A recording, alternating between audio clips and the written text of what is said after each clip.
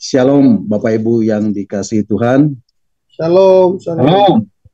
Ya, selamat malam Bapak Ibu yang hadir dalam Zoom meeting malam hari ini dan juga teman-teman yang sedang mengikuti dan mendengarkannya lewat live streaming melalui Facebook atau melalui YouTube. Selamat malam. Jumpa lagi bersama saya Stefanus Diwijaya dalam renungan arti kehadiran Tuhan. Kiranya kasih setia Tuhan, kebaikan Tuhan, kemurahan Tuhan, pimpinan penyertaan Tuhan, perlindungan Tuhan selalu beserta dengan Bapak Ibu dari sekarang sampai selama-lamanya. Bapak Ibu bersuka cita malam hari ini? Berapa banyak yang bersuka cita boleh lambaikan tangan buat Tuhan? Haleluya. Puji Tuhan. Nah Bapak Ibu, apapun situasi dan kondisi yang terjadi saat ini dalam hidup Bapak Ibu, kita harus menjalaninya dengan penuh sukacita. Bapak Ibu, percayalah, ketika realita Tuhan, realita hadirat Tuhan memenuhi hidup Bapak Ibu, memenuhi batin Bapak Ibu, pemeliharaan Tuhan, pelindungan Tuhan, penjagaan Tuhan akan nyata di dalam hidup Bapak Ibu. Tuhan tidak akan membiarkan kita kalah di dalam menghadapi segala sesuatu. Tuhan akan memelihara hidup Bapak Ibu. Karena Dia adalah Tuhan yang setia, Allah yang setia, yang tidak pernah meninggalkan anak-anaknya berada dalam tekanan dunia ini. Karena penyertaan Tuhan itu sempurna, rancangannya penuh dengan damai sejahtera. Itulah janji Tuhan buat Bapak Ibu yang selalu merindukan kehadirannya, yang selalu merindukan hadirat Tuhan, yang selalu merindukan hadirnya Tuhan di dalam hidup. Bapak Ibu, saya bersyukur Bapak Ibu boleh hadir malam hari ini, dan saya mau sampaikan bahwa penyembahan kita, penyembahan Bapak Ibu itu berharga di mata Tuhan. Amin. Penyembahan membuat kita sanggup untuk mempunyai keterhubungan langsung dengan Tuhan. Dan waktu kita menyembah, Bapak Ibu tahu apa yang terjadi? Bapak Ibu akan menjadi semakin serupa dengan yang disembah. Bapak Ibu akan menjadi semakin serupa dengan apa yang Tuhan kehendaki di dalam kehidupan Bapak Ibu. Bapak Ibu akan menjadi serupa dengan gambaran anak. Itulah kuasa penyembah. Ketika Bapak Ibu memilih untuk hadir pada malam hari ini, dalam Zoom meeting malam hari ini, percayalah Bapak Ibu, setelah selesai ibadah Bapak Ibu malam hari ini, Bapak Ibu tidak akan sama lagi. Karena Bapak Ibu sudah berjumpa dengan Tuhan secara pribadi. Dan tidak ada satupun dari Bapak Ibu yang tidak mengalami lawatan Tuhan malam hari ini. Amin. Nah Bapak Ibu, malam hari ini kita akan merenungkan bagian-bagian firman Tuhan tentang arti kehadiran Tuhan bagian yang ke-124. Dan Bapak Ibu bisa mendengarkan kembali renungan arti kehadiran Tuhan yang sudah saya sampaikan melalui link Facebook atau link YouTube yang sudah Pak Hen share lewat WhatsApp Discipleship Zoom.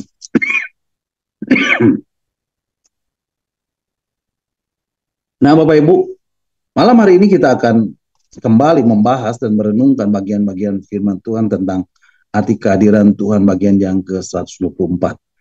Dan malam hari ini saya beri tema kualitas penyembahan bagian yang kedua. Bapak Ibu siap terima firman Tuhan malam hari ini? Berapa banyak yang mau bilang, aku rindu pesanmu Tuhan malam hari ini? Katakan amin dan lambaikan tangan buat Tuhan. Haleluya. Nah Bapak Ibu, minggu yang lalu kita sudah belajar tentang penyembahan. Tapi perlu ada kualitas di dalam penyembahan. Nah Bapak Ibu, saya mau mereview dengan singkat renungan minggu yang lalu. Bapak Ibu, apa sih yang paling dibenci oleh iblis dari setiap orang percaya? Dari setiap orang Kristen, dari anak-anak Tuhan, dari murid-murid Yesus. Yang paling dibenci oleh iblis adalah penyembahan. Kenapa dia benci? Karena dia juga ingin disembah. Iblis nggak pengen yang lain. Dia hanya ingin disembah.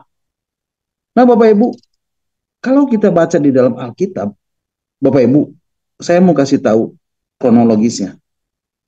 Ketika iblis dikutuk di Taman Eden, di dalam kitab Kejadian pasal yang ketiga, ayat yang ke-14 dan 15, firman Tuhan mengatakan, lalu Berfirmanlah Tuhan Allah kepada ular itu, karena engkau berbuat demikian, terkutuklah engkau di antara segala ternak dan di antara segala binatang hutan.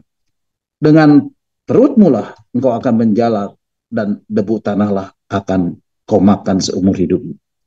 Aku akan mengadakan permusuhan antara engkau dan perempuan ini, antara keturunanmu dan keturunannya. Keturunannya akan meremukkan kepalamu, dan engkau akan meremukkan tumitnya. Nah Bapak Ibu, dari sejak Allah mengutuk, dan dia bilang, aku akan mengadakan permusuhan antara engkau dan perempuan ini, antara keturunanmu dan keturunannya. Keturunannya akan meremukkan kepalamu, dan engkau akan meremukkan tumitnya. Bapak Ibu, iblis menunggu siapa yang akan meremukkan kepalanya. Dia tunggu, dia tunggu, dia tunggu, dia tunggu. Siapa yang akan meremukkan kepalanya? Tiap ada kelahiran, dia tunggu. Oleh sebab itu, kelahiran inilah yang paling dia benci. Dia tunggu. Siapa yang menjadi keturunan dari perempuan ini yang akan meremukkan kepalanya? Nah Bapak Ibu, kalau Bapak Ibu perhatikan, ketika Yesus lahir, Herodes membunuh semua anak laki-laki yang berumur di bawah 2 tahun. Injil Matius pasal yang kedua ayat yang ke-16 mengatakan, ketika Herodes tahu bahwa ia telah diperdaya oleh orang Majus itu, ia sangat marah. Lalu ia menyuruh membunuh semua anak di Betlehem dan sekitarnya, yaitu anak-anak yang berumur 2 tahun ke bawah, sesuai dengan waktu yang dapat diketahuinya dari orang Majus itu. Bapak Ibu lihat, iblis menunggu siapa yang akan meremukkan kepalanya melalui Herodes. Herodes bunuh semua anak laki-laki yang berumur 2 tahun ke bawah yang ada di Betlehem dan sekitar. Dan dia pikir pasti sudah mati. Dan gak ada lagi raja orang Yahudi yang baru dilahirkan itu. Dan kutuk itu sudah tidak berlaku lagi. Tetapi Bapak Ibu lihat, Yesus hidup. Ya. Nah Bapak Ibu, iblis belum tahu bahwa Yesus itu Tuhan. Sampai Injil Matius pasal 3 ayat yang ke-16 dan 17 mengatakan, inilah anakku yang kukasihi, kepadanya lah aku berkenan.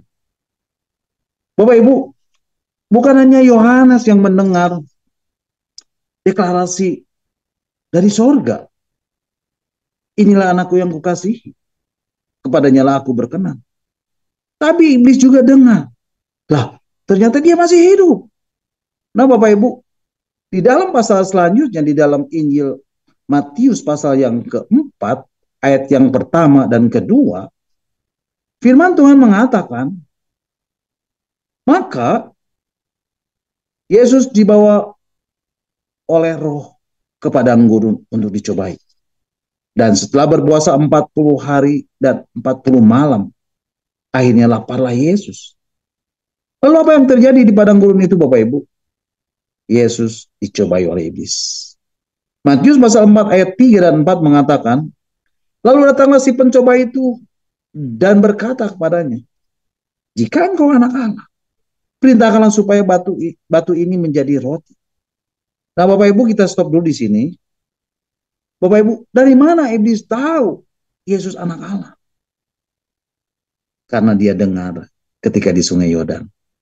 Dan sorga mendeklarasikan, inilah anakku yang kukasihi, kepadanya lah aku berkenan. Bapak Ibu, Lucifer bilang, aku sudah bunuh semua anak laki-laki yang lahir saat itu. Ternyata masih juga ada yang lolos. Yang satu ini. Haleluya. Nah Bapak Ibu, saat itulah iblis langsung mencobai dia. Jika engkau anak Allah, perintahkanlah supaya batu-batu ini menjadi roti. Bapak Ibu, Yesus tergoda tidak? Ayat 4 mengatakan, tetapi Yesus menjawab, ada tertulis, manusia hidup bukan dari roti saja, tetapi dari setiap firman yang keluar dari mulut Allah. Wow, Luar biasa Bapak Ibu. Kemudian Injil Matius pasal 4 ayat 5 dan 7 mengatakan, kemudian iblis membawanya ke kota suci dan menempatkan dia di bubungan bait Allah. Lalu berkatalah kepadanya, jika engkau anak Allah, jatuhkanlah dirimu ke bawah. Sebab ada tertulis mengenai engkau, ia akan memerintahkan malaikat-malaikatnya, dan mereka akan menatang engkau di atas tangannya, supaya kakimu jangan terantuk kepada batu. Yesus berkata kepadanya, ada tertulis, janganlah engkau mencobai Tuhan Allahmu. Nah Bapak Ibu bisa lihat, di padang gurun, iblis bertemu dengan Tuhan secara fisik. Dan iblis terus mencobai Yesus. Bapak Ibu, iblis stres. Dia sudah 2 kali mencobai Yesus. Dan Yesus tidak menuruti godaan iblis itu. Nah Bapak Ibu tahu apa yang dia coba terakhir? Di dalam Injil Matius pasal 4 ayat 8 sampai 10. Dan iblis membawanya pula ke atas gunung yang sangat tinggi dan memperlihatkan kepadanya semua kerajaan dunia dengan kemegahan. Dan berkata kepadanya, semua itu akan kuberikan kepadamu jika engkau sujud menyembah. Maka berkata Yesus kepadanya, enyalah iblis, sebab ada tertulis, engkau harus menyembah Tuhan Allahmu, dan hanya kepada Dia sajalah engkau berbakti. Bapak Ibu, iblis bilang apa? Semua ini milikku. Kenapa dikatakan semua ini milikku? Karena memang dunia sudah jatuh dan sudah diambil iblis. Dan iblis bilang, dan iblis tawarkan itu kepada Yesus. Semua itu akan kuberikan kepadamu. Apa yang diberikan kepada Yesus, Bapak Ibu? Semua kerajaan dunia dengan kemegahannya. Ambil, ambil, ambillah. Dan dia tawarkan itu buat Yesus. Semua ini aku akan serahkan untukmu, asal engkau sujud menyembah kepada aku. Bapak Ibu, apa yang dikatakan Yesus pada iblis? Nyala iblis, sebab ada tertulis, engkau harus menyembah Tuhan Allahmu. Dan hanya kepada Dia sajalah engkau berbakti. Bapak Ibu, inilah kualitas kita di dalam penyembahan. Inilah kualitas penyembahan kita. Engkau harus menyembah Tuhan Allahmu. Dan hanya kepada Dia sajalah engkau berbakti. Bapak Ibu, apa artinya engkau harus menyembah Tuhan Allahmu? Dan hanya kepada sajalah engkau berbakti. Artinya Bapak Ibu harus menyembah Tuhan. Dan bukan mamon.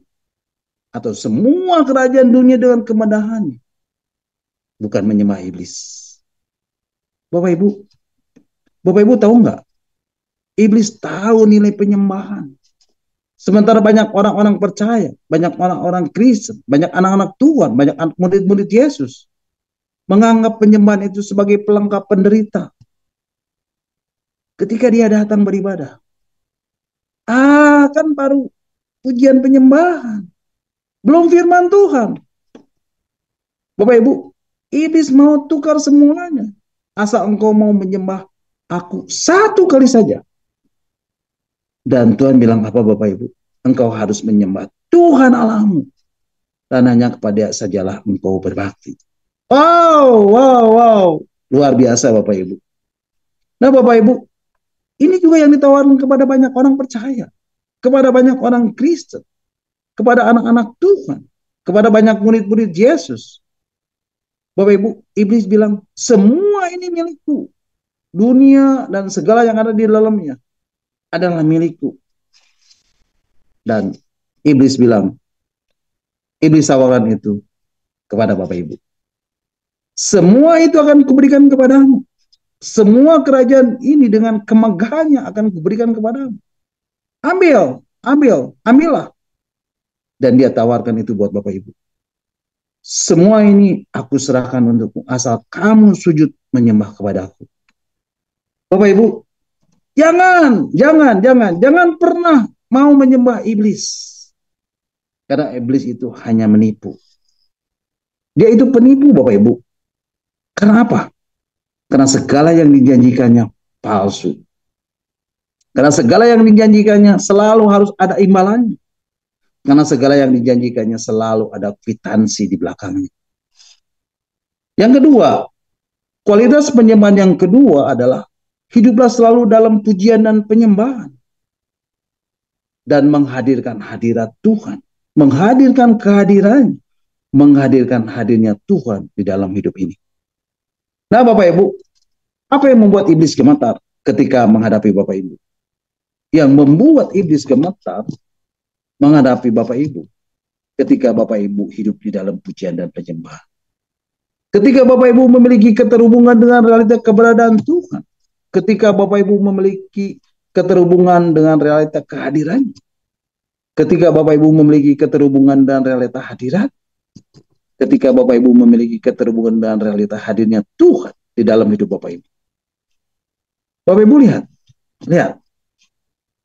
Apa yang terjadi pada Saul ketika diinggapi oleh roh jahat? Di dalam kitab 1 Samuel pasal yang ke-16 ayat 23, firman Tuhan mengatakan, dan setiap kali apabila roh yang daripada Allah itu hingga pada Saul, maka Daud mengambil kecapi dan memainkannya. Saul merasa lega dan nyaman, dan roh yang jahat itu undur daripadanya. Bapak Ibu, ketika Daud mengambil kecapi dan memainkannya, ketika Daud memuji dan menyembah Tuhan, dan roh jahat itu undur daripadanya. Ketika Tuhan hadir di atas puji-pujian, maka roh jahat itu undur daripadanya. Ketika Tuhan hadir dan bersemayam di atas puji-pujian, maka roh jahat itu pergi. Itulah yang membuat iblis gemetar, yaitu ketika hadirat Tuhan, kehadirannya, hadirnya Tuhan memenuhi hidup Bapak Ibu. Amin Bapak Ibu. Yang ketiga, kualitas penyembahan yang ketiga adalah sujud datang menyembah dengan kerelaan hati. Dengan kerendahan hati. Bapak Ibu, perlu ada satu kualitas dalam penyembahan. Kalau ada satu takaran, seumpama gelas, mungkin penyembahan Bapak Ibu saat ini gelasnya belum penuh. Dan itu belum cukup. Sudah bagus, tapi belum cukup dan mesti penuh. Kalau pialanya penuh, dia bilang, kalau cawan ini penuh dan dituangkan, dia bilang bumi akan gemetar. Inilah yang ditulis dalam firman Tuhan tentang runtuhnya tembok Yeriko. Bapak Ibu masih ingat peristiwa runtuhnya tembok Yeriko?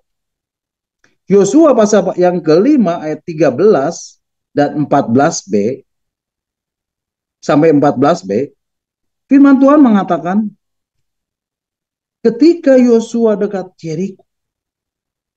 Yeriko artinya apa Bapak Ibu? Dekat Yeriko artinya dekat dengan persoalan, dekat dengan pertempuran besar, dekat dengan titik atau fokus masalah itu sendiri. Lanjut, ia melayangkan pandangnya. Dilihatnya seorang laki-laki berdiri di depannya dengan pedang terhunus di tangannya. Yosua mendekatinya dan bertanya kepadanya, kawankah engkau atau lawan? Jawabnya, bukan, tetapi akulah panglima bala tentara Tuhan. Sekarang aku datang. Lalu sujudlah Yosua dengan mukanya ke tanah. Menyembah. Bapak Ibu, inilah worship. Inilah kualitas penyembahan yang Tuhan mau. Sujud menyembah dengan mukanya ke tanah. Artinya sujud menyembah dengan penuh kerendahan hati. Artinya berserah penuh kepada Tuhan. Dan menanggalkan seluruh kedagingan kita. Dan belajar kebergantungan kepada Tuhan. Karena medan peperangan ini, medan peperangan kita adalah medan peperangan profetik. Nah Bapak Ibu, ingat ini baik-baik Bapak Ibu. Sebelum kita memenangkan peperangan yang besar, panglima harus menampakkan diri terlebih dahulu. Bapak Ibu, khususnya para worship leader, tim worship, ini yang mau saya katakan. Sebelum kalian menyiapkan puji-pujian, sebelum kalian naik ke panggung, karena panggung adalah tempat peperangan, karena panggung adalah medan peperangan kalian sebelum memuji dan menyembah Tuhan. Satu hal yang harus kalian minta. Panglima itu harus menampakkan diri terlebih dahulu. Dan kalian akan lihat kemenangan yang besar dari dia. Amin. Nah, Bapak Ibu, malam hari ini kita akan melanjutkan merenungkan tentang kualitas penyembahan ini. Mari Bapak Ibu kita akan membacanya di dalam surat Kisah Para Rasul pasal yang ke-15 ayat yang ke-16.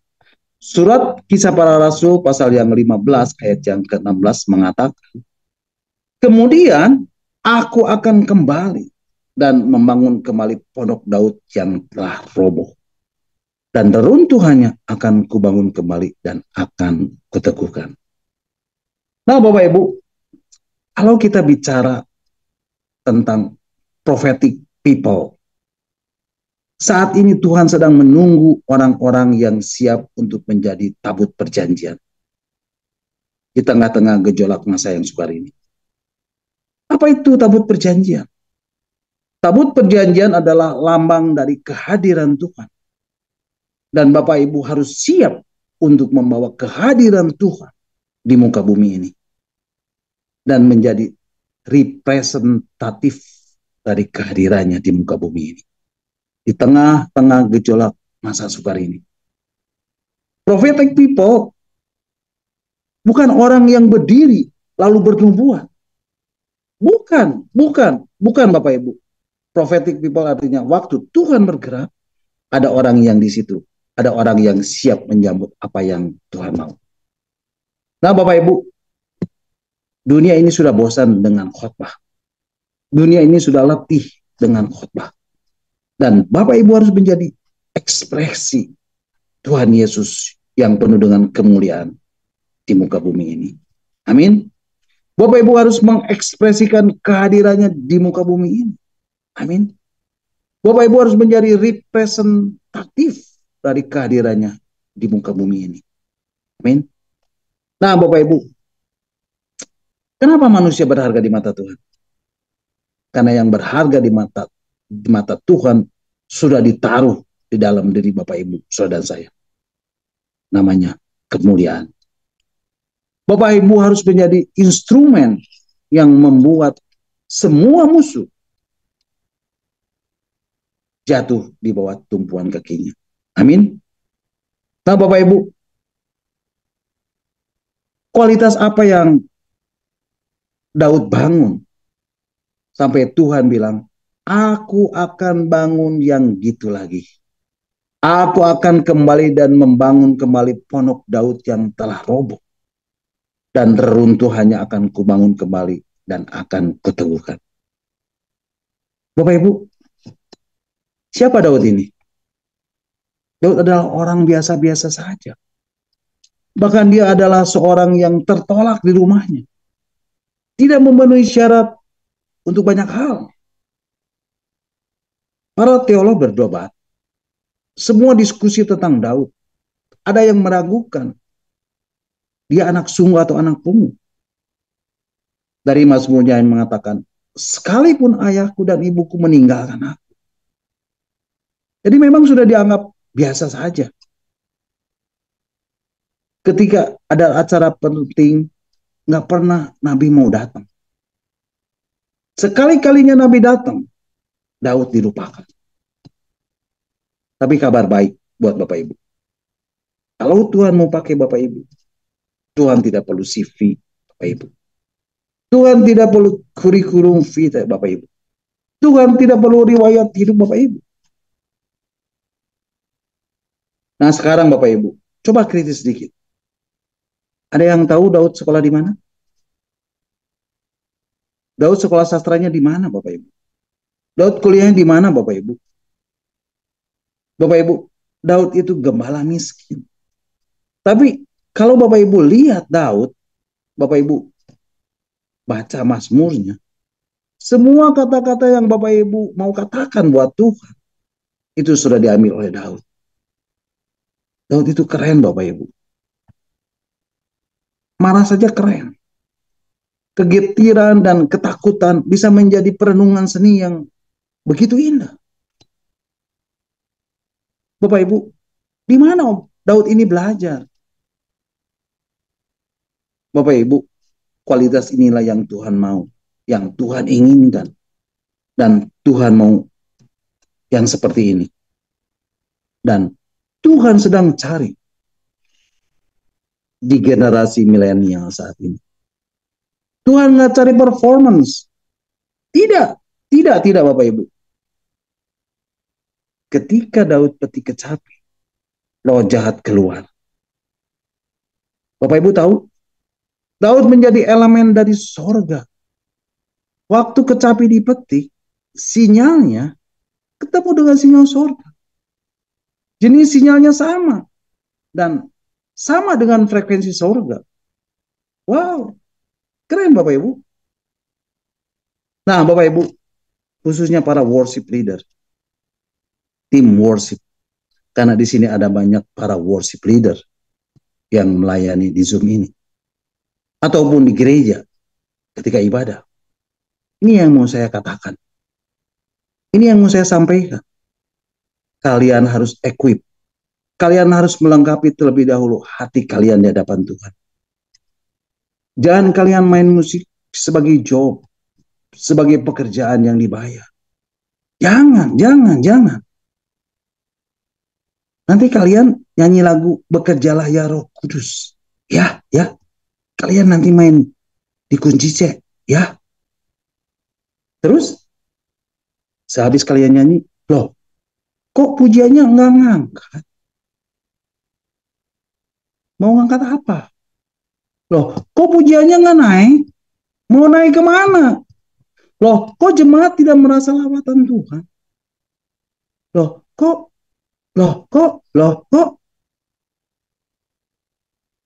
Bapak Ibu, khususnya para worship leader, tim worship.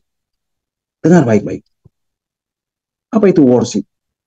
Jangan kalian pikir stage atau panggung tempat kalian pelayanan, tempat kalian memuji dan menyembah Tuhan, itu adalah panggung untuk performance.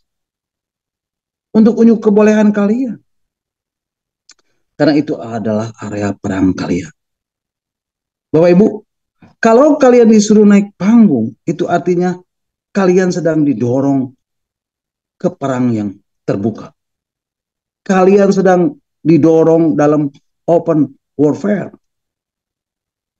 Maka dari itu Bapak Ibu, sebelum kalian menyiapkan puji-pujian, sebelum kalian naik ke panggung, karena panggung adalah tempat peperangan, karena panggung adalah medan peperangan kalian. Sebelum kalian memuji dan menyembah Tuhan, satu hal yang harus kalian minta kepada Tuhan. Dan saya mau sampaikan ini buat kalian. Kalian harus equip. Kalian harus melengkapi terlebih dahulu hati kalian di hadapan Tuhan. Kalian harus sucikan hati kalian. Kalian harus kuduskan hati kalian.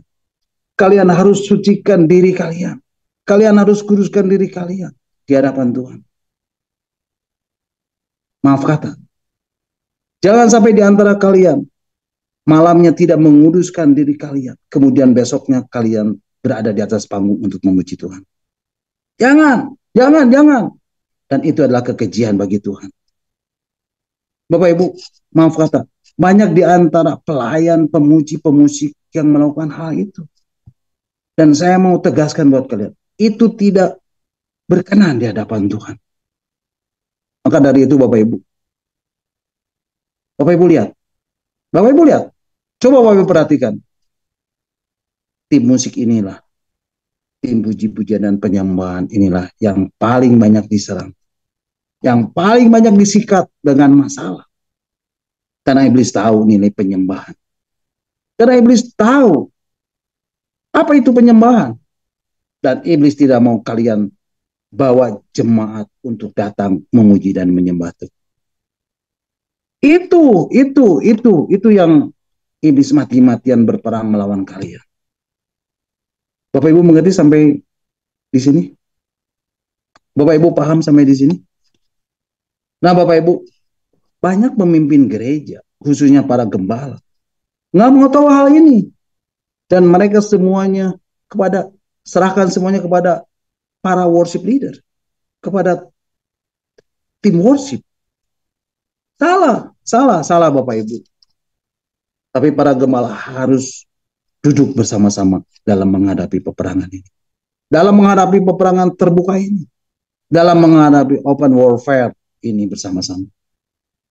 Bapak Ibu, iblis datang seperti singa yang mengaum-ngaum dan siap untuk menerkam domba-dombanya. Dan Bapak Ibu harus menghajar itu. Bapak Ibu harus menghajar singa itu. Bapak Ibu harus membunuh singa itu. Bukannya berkata, ambil.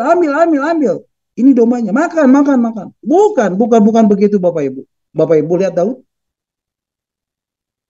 Mari Bapak Ibu kita akan membaca di dalam kitab 1 Samuel pasal yang ke-17 ayat yang ke-34 sampai 36. 1 Samuel pasal 17 ayat 34 sampai 36. Demikianlah firman Tuhan. Tetapi Daud berkata kepada Saul, hambamu ini biasa mengembalakan kambing domba ayahnya. Apabila datang singa atau beruang yang menerkam seekor domba dari kawanannya, maka aku mengejarnya, menghajarnya, dan melepaskan domba itu dari mulutnya. Kemudian apabila ia berdiri menyerang aku, maka aku menangkap janggutnya, lalu menghajarnya dan membunuhnya.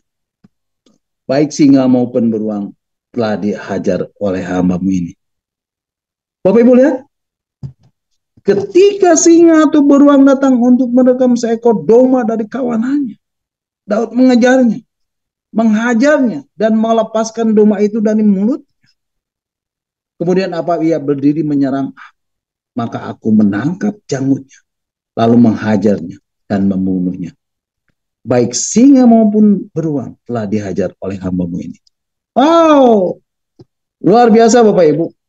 Inilah Daud, seorang gembala yang selalu menjaga peliharaannya, yang selalu menjaga kambing dombanya dengan penuh rasa tanggung jawab.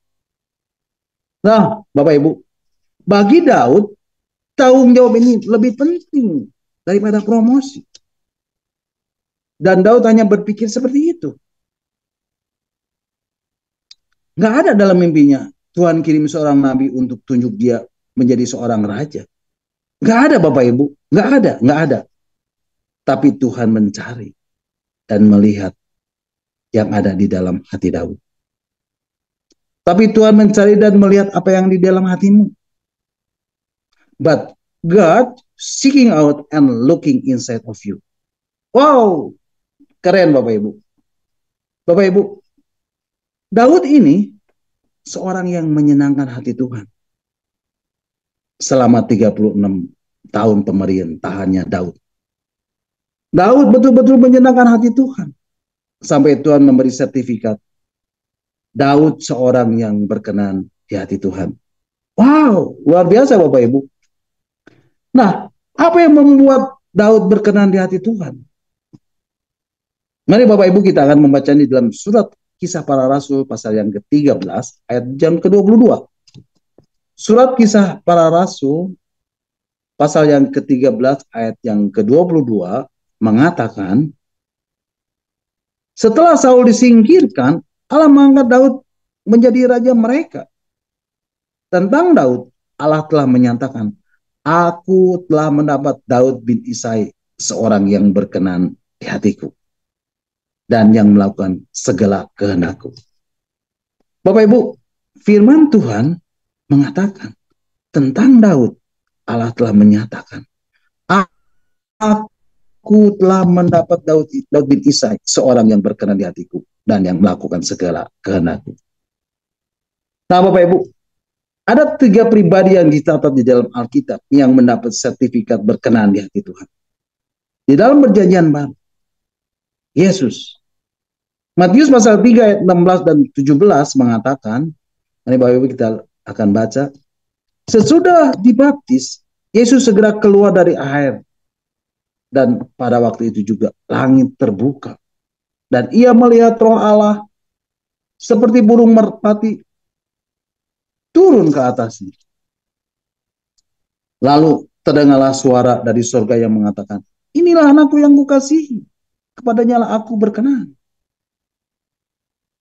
Kemudian di dalam perjanjian lama ada dua orang, Daud dan Henok.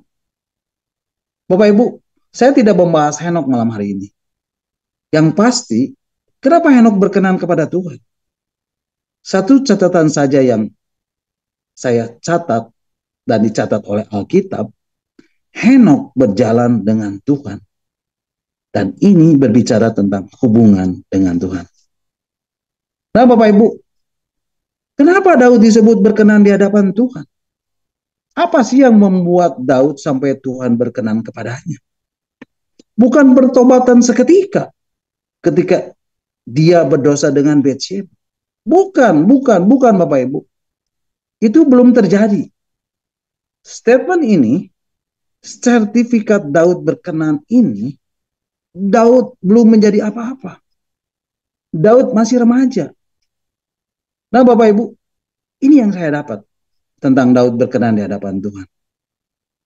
Oh, dia orang yang suka nyanyi. Bukan Bapak Ibu.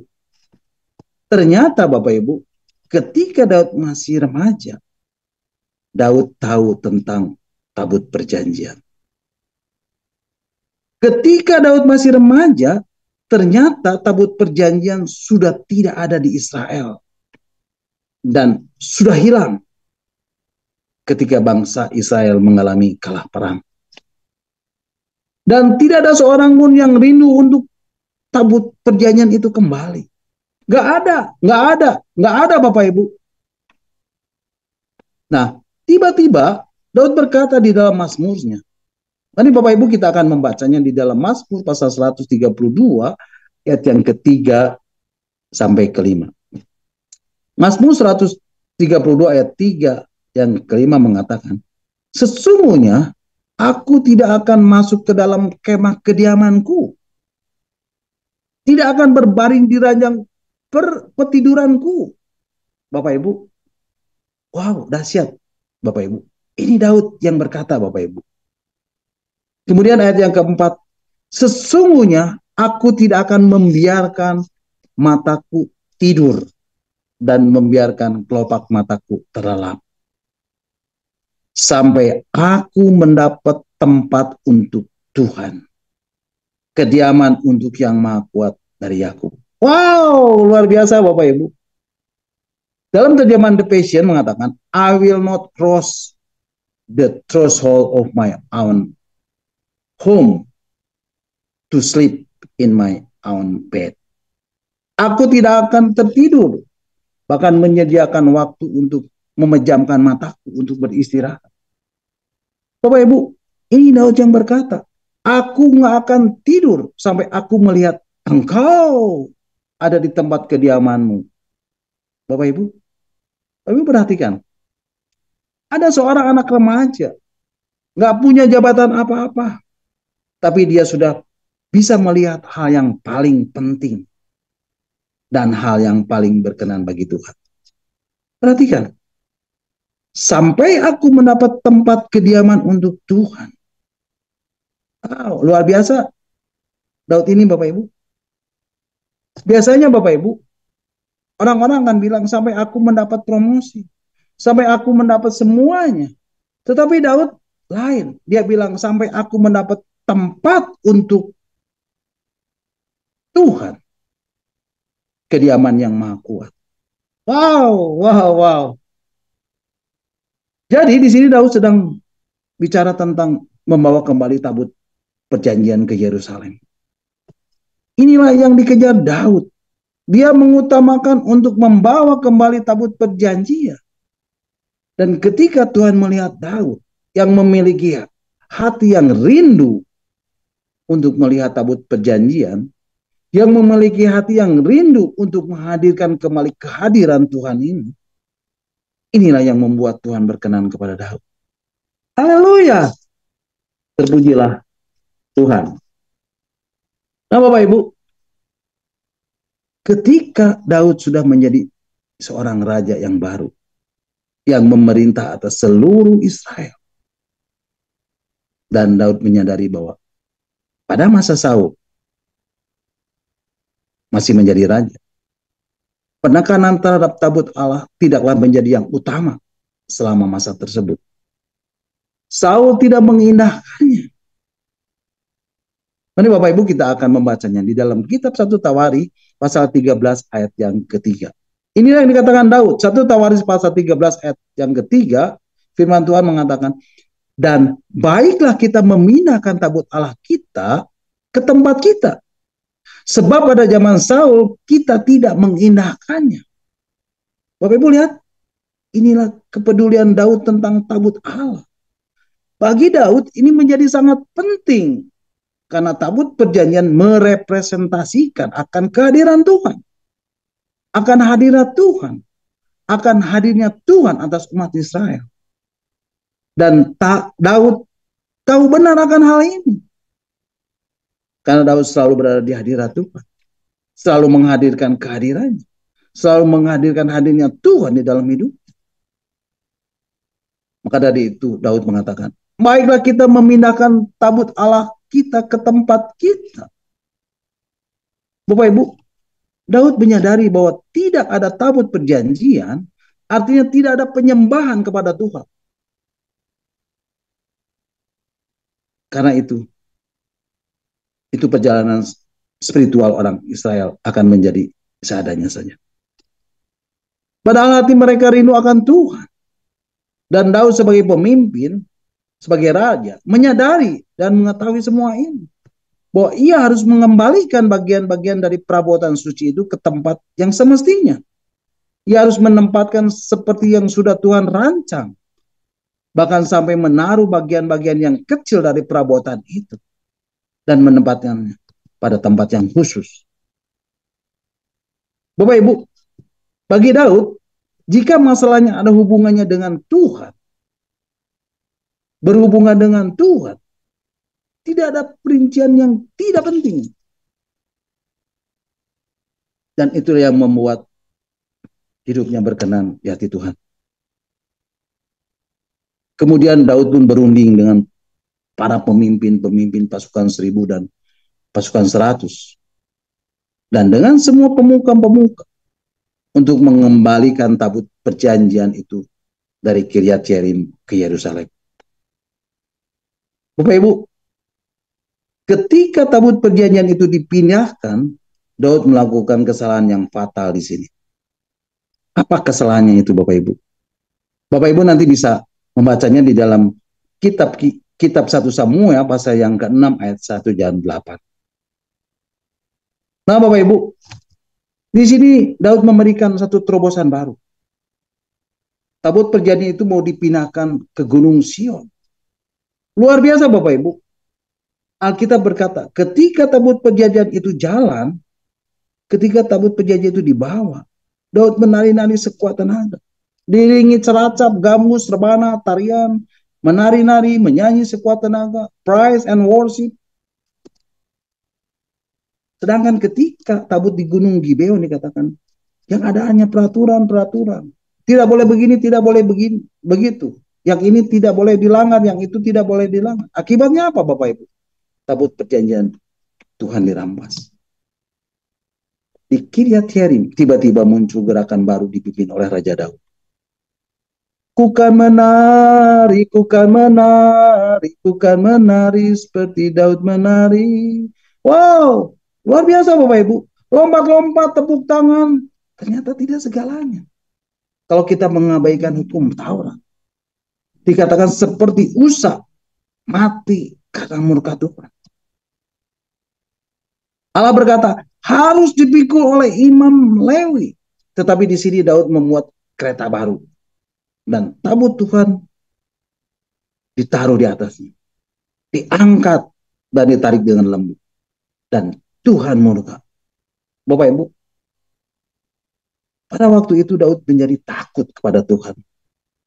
Lalu katanya, bagaimana tabut Tuhan itu dapat sampai kepada aku? Sebab itu Daud tidak mau memindahkan tabut Tuhan itu ke tempatnya, ke kota Daud. Tetapi Daud menyimpangkan dan membawanya ke rumah Obed-Edom, orang Gad itu. 3 bulan lamanya tabut itu tinggal di rumah Obed-Edom, orang Gad itu. Dan Tuhan memberkati Obed-Edom dan isi rumahnya. Bapak Ibu perhatikan bagian ini. Tabut perjanjian yang merupakan representasi kehadiran Tuhan. Hadirat Tuhan, hadirnya Tuhan. Dan itu membawa blessing. Itu membawa berkat. Firman Tuhan mengatakan, Tuhan memberkati seisi rumah Obed-Edom dan segala yang ada padanya. Oleh karena tabut Allah itu. Wow, luar biasa Bapak Ibu. Bapak Ibu, percayalah dan yakinlah. Ketika Bapak Ibu menghadirkan kehadiran Tuhan, menghadirkan hadirat Tuhan, menghadirkan hadirnya Tuhan di dalam hidup Bapak Ibu, maka hidup Bapak Ibu akan dipenuhi dengan blessing. Hidup Bapak Ibu akan diberkati. Amin. Nah Bapak Ibu, ketika hal ini diberitahukan kepada Raja Daud, Tuhan memberkati seisi rumah Obed-Edom dan segala yang ada padanya. Oleh karena tabut Allah itu. Lalu Daud pergi mengangkut tabut Allah itu dari rumah Obed-Edom ke kota Daud dengan sukacita. Bapak Ibu, lihat apa yang dilakukan Daud selanjutnya. Daud kembali dan pergi mengangkut tabut Allah itu dari rumah Obed-Edom. Dan dari sini Daud belajar. Yang tadinya haleluya, praise and worship, lompat-lompat, menari-nari, tepuk tangan. Toh itu berbahaya kalau nggak ngerti firman Tuhan. Dan saya mau beritahu Bapak Ibu sekarang. Yang model di Gunung Gibeon, aturan. Dengar Bapak Ibu, tidak ada hadirat Tuhan yang dimanifestasikan. Yang cuma nari-nari, rebana, lompat-lompat, pakai seruling, kecapi, praise and worship, toh juga disambar Tuhan. Nah, Daud belajar dari kekeliruan ini. Ada hukum yang aku langgar. Dan Daud bertobat. Dan dia katakan, kumpulkan orang-orang Lewi dan angkut tobat perjanjian ini seperti yang diperintahkan Musa. Dan Daud bawa tabut perjanjian Tuhan itu ke Gunung Sion. Tetapi haruslah ada korban persembahan bagi Tuhan. Mari Bapak Ibu kita akan membacanya di dalam kitab 2 Samuel pasal yang ke-6 ayat 13 sampai 15. Kitab 2 Samuel pasal 6 ayat 13 sampai 15 mengatakan, apabila pengangkat-pengangkat tabut Tuhan itu melangkah maju 6 langkah, maka ia mengorbankan seekor lembu dan seekor anak lembu gemukan. Dan Daud menari-nari di hadapan Tuhan dengan sekuat tenaga. Ia berbaju efod dan dari kain lenan. Daud dan seluruh orang Israel mengangkut tabut Tuhan itu dengan diiringi sorak dan bunyi sangkakala. Wow, luar biasa Bapak Ibu. Bapak Ibu, inilah yang dilakukan Daud ketika tabut perjanjian yang disebut Tuhan semesta alam yang bertata di atas kerubu diangkut ke kota Daud. Daud menari-nari di hadapan Tuhan dengan sekuat tenaga. Ia berbaju efod dari kain lenan. Daud dan seluruh orang Israel mengangkut tabut Tuhan itu dengan diiringi sorak dan bunyi sangkakala. Bapak Ibu tahu cerita selanjutnya? Ketika tabut Tuhan itu masuk ke kota Daud, maka Mikal, anak perempuan Saul, menjenguk dari jendela. Lalu melihat Raja Daud meloncat-loncat serta menari-nari di hadapan Tuhan. Sebab itu ia memandang rendah Daud dalam hatinya. Tetapi apa yang dikatakan Daud? Tetapi berkatalah Daud kepada Mikal, di hadapan Tuhan yang telah memilih aku dengan menyisihkan ayahmu dan segenap keluarganya untuk menunjuk aku menjadi raja atas umat Tuhan, yakni atas Israel. Di hadapan Tuhan aku menari-nari, bahkan aku akan menghinakan diriku lebih daripada itu. Engkau memandang aku rendah, tetapi bersama-sama budak-budak perempuan yang kau katakan itu, bersama-sama mereka lah aku mau dihormati. Bapak Ibu, itulah bunyi pujian penyembahan yang Raja Daud lakukan, dan itu adalah the best, Bapak Ibu. Jadi nggak heran Bapak Ibu, kalau Daud itu disayang sama Tuhan. secara luar biasa. Karena Daud selalu memuji dan menyembah Tuhan dengan segenap hatinya. Wow, luar biasa Bapak. Daud menari-nari, melompat-lompat, bersorak-sorai, menanggalkan jubah kebesarannya, dan dengan seluruh tubuhnya Daud memuji dan menyembah Tuhan dengan segenap hati. Dan bukan hanya dengan tubuhnya, tetapi seluruh jiwa dan rohnya dia persembahkan bagi Tuhan. Jadi Bapak Ibu, kalau Bapak Ibu memuji dan menyembah Tuhan, jangan setengah-setengah, tapi dengan segenap hati. Semuanya, all out, seluruhnya Bapak Ibu berikan itu untuk Tuhan. Dengan sungguh-sungguh. Kita memberikan tubuh, jiwa, dan roh kita untuk memuliakan Tuhan. Haleluya. Kemudian Bapak Ibu, tabut perjanjian itu sampai ke Yerusalem dan Daud meletakkannya di belakang istananya. Dan Daud tidak bangun kemah seperti Musa yang ada di halaman, yang ada halamannya, yang ada ruang maha kudusnya, ada ruang kudusnya. Daud tidak buat seperti itu. Daud pasang satu kemah dan tabut perjanjian Tuhan ditaruh dan diletakkan di tengahnya. Dan sekali dia buka pintu, langsung dia lihat tabut. Nggak ada halaman, nggak ada ruang kudus, nggak ada ruang maha kudus. Dan Daud taruh itu di belakang istananya. Dan dia bangun kemah itu. Isinya apa Bapak Ibu? Tabut perjanjian Tuhan. Ini simbol apa sebenarnya Bapak Ibu? Ini adalah simbol dari keintiman dengan Tuhan. Dan Daud memerintahkan anak buahnya, para pemuji dan penyembahnya, dan ini ratusan jumlahnya, untuk melayani Tuhan siang dan malam selama 24 jam di sekitar pondok Daud tersebut.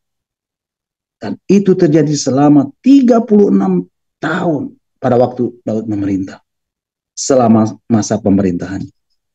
Dan Tuhan suka sekali dengan suasana itu, karena di sana ada suasana pujian dan penyembahan, di mana Allah dan umatnya berkasih-kasihan. Dan itu adalah tempat percintaannya Tuhan dengan umatnya. Sehingga dia bilang, aku rindu kembali pada suasana seperti ini. Kalau engkau mempersiapkan tempat semacam ini, aku akan datang. Jadi bukan bangunannya yang Tuhan mau, tetapi suasananya. Dan inilah yang Tuhan sukai dari hatinya Daud. Daud memiliki hati yang benar-benar rindu kepada Tuhan. Bapak Ibu, inilah kualitas penyembahan yang Tuhan mau. Memiliki kerinduan yang mendalam akan kehadirannya, akan hadiratnya, akan hadirnya Tuhan. Amin. God bless you. Nah Bapak Ibu, di akhir dari renungan ini, renungan malam hari ini, saya mengajak Bapak Ibu untuk menaikkan pujian penyembahan bagi Tuhan. Kita akan naikkan pujian ini bersama-sama. Diam di hadirat-Mu, dan inilah rinduku.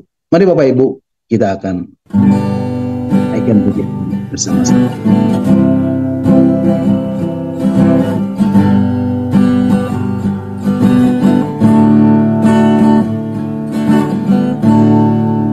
Penuhi hatiku dengan hadir-Mu. Ku rindu memandang wajah-Mu, oh Tuhan, di dalam kekudusan-Mu. Bawaku dekat dalam hati-Mu. Ku rindu mendengar suara-Mu, oh Tuhan, di tempat kudus-Mu sekarang. Ku rasakan kasih-Mu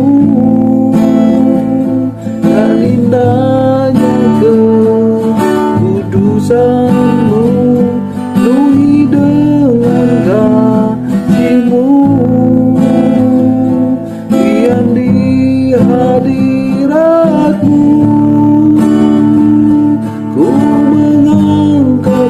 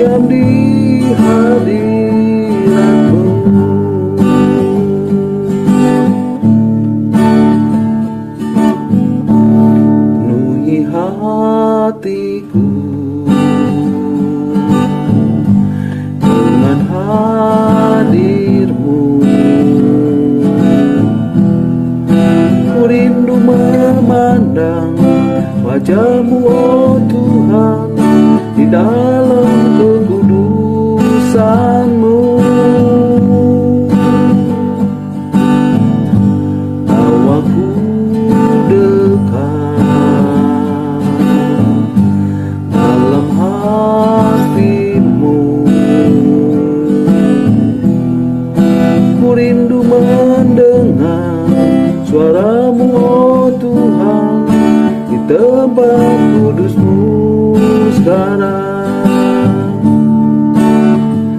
Ku rasakan kasih-Mu dan indahnya kekudusan-Mu, penuhi dengan kasih-Mu.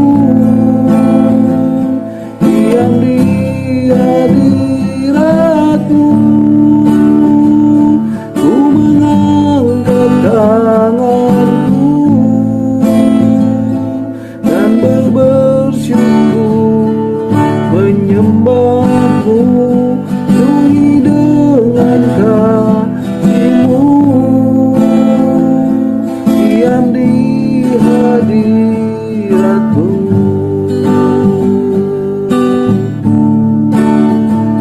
ku rasakan kasih-Mu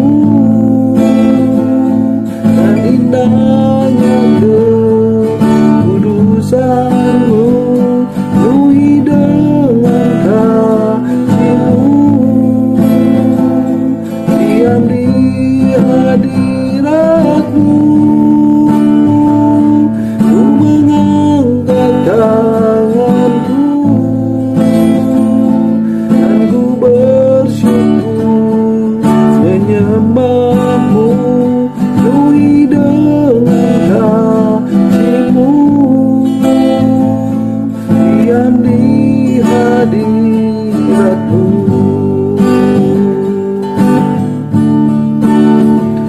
ku rasakan kasih-Mu dan indahnya kekudusan-Mu, penuhi dengan kasih-Mu. Diam di hadirat-Mu, ku mengangkat tanganku dan ku bersyukur menyembah-Mu, penuhi dengan kasih-Mu. Diam di hadirat-Mu,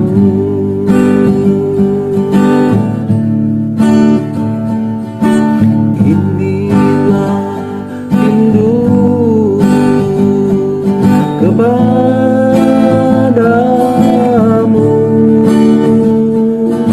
segenap hatiku menyembah-Mu.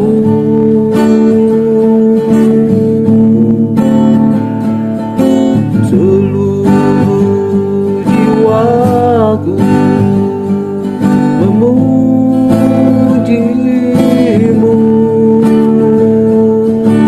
ku memuja-Mu, ya Allahku.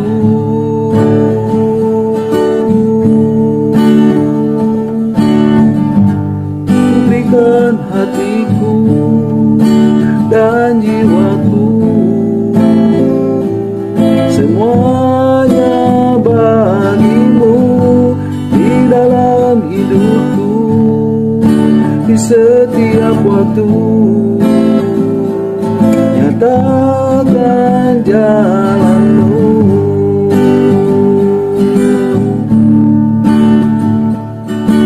inilah rinduku kepadamu,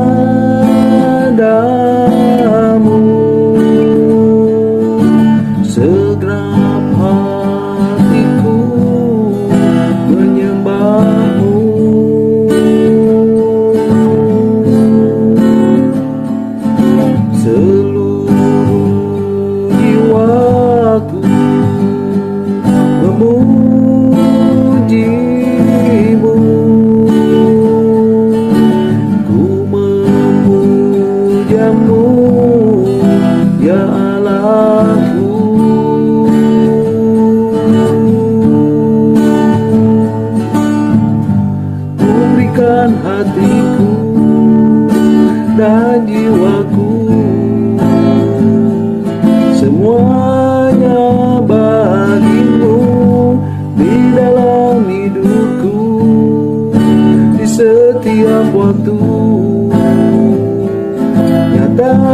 Nyatakan jalan-Mu, ku berikan hatiku dan jiwaku, semuanya bagi-Mu di dalam hidupku, di setiap waktu. Nyatakan jalan-Mu, ku berikan hatiku dan jiwaku, semuanya bagi-Mu di dalam hidupku, di setiap waktu.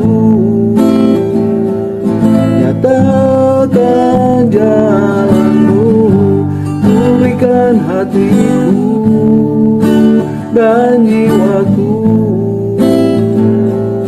semuanya bagi-Mu di dalam hidupku, di setiap waktu. Nyatakan jalan-Mu, ku berikan hatiku dan jiwaku, semuanya bagi-Mu di dalam hidupku, di setiap waktu. Nyatakan jalan-Mu,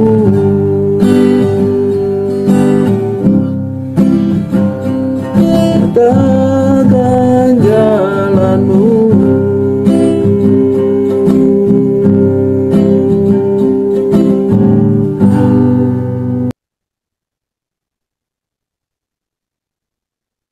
Amin, amin, amin. Haleluya. Terpujilah Tuhan. Nah, Bapak Ibu, sampai di sini dulu renungan kita malam hari ini, dan Bapak Ibu bisa mengikuti dan mendengarkan kembali renungan yang akan saya sampaikan minggu depan dalam Zoom meeting Evangelist Planner ini, dalam Zoom meeting Discipleship ini. Dan saya percaya setiap firman Tuhan, setiap kebenaran ini akan mengubah hidup Bapak Ibu, saudara dan saya. Dia adalah firman yang hidup, dia adalah firman yang kuat, dia adalah firman yang tajam yang menembus setiap dimensi kehidupan. Apapun, sekalipun, walaupun bagaimanapun hidup Bapak Ibu, saudara dan saya. Dan percayalah, ketika Bapak Ibu, saudara dan saya mencari kerajaan Allah dan kebenarannya, maka semuanya akan ditambahkan kepada. Amin. God bless you all. Nah, silakan Bapak Ibu, kalau ada yang mau menambahkan atau ada yang mau bertanya, nanti Pak Heinz dan Pastor Lepri yang akan menjawabnya. Amin. Tuhan Yesus memberkati. Puji Tuhan. Mari Bapak Ibu, kita akan kembali mengucap syukur buat renungan yang sudah kita dengar dan yang sudah saya sampaikan, dan kita akan berdoa. Bapak dalam surga, hamba-Mu sudah menyampaikan apa yang menjadi isi hati-Mu. Hamba-Mu sudah menyampaikan apa yang menjadi kebenaran daripada firman-Mu kepada setiap kami yang hadir malam hari ini. Tuhan, Kau yang meteraikan firman Tuhan ini di dalam hati mereka.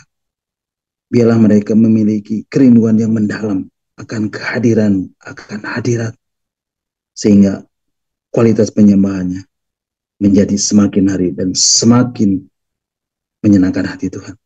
Terima kasih Tuhan, terima kasih. Biarlah firman-Mu ini boleh menjadi berkat buat kami semua yang hadir malam hari ini. Kami serahkan waktu kami selanjutnya ke dalam tangan Tuhan. Kau berikan hikmat kepada kami semua untuk kami boleh sharing akan kebenaran firman Tuhan. Terima kasih Bapak, terima kasih Tuhan Yesus, terima kasih Roh Kudus. Kami serahkan semuanya di dalam nama Tuhan Yesus. Mari Bapak Ibu yang sudah diberkati oleh kebenaran firman Tuhan malam hari ini, kita sama-sama katakan amin. Amin. Amin. Amin. Amin. Makasih Pak Stefanus. Amin. Ya, amin. Terima kasih teman-teman. Mari silakan Bapak Ibu kalau ada yang mau bertanya atau ada yang mau disampaikan. Bapak Ibu diberkati malam hari ini. Iya.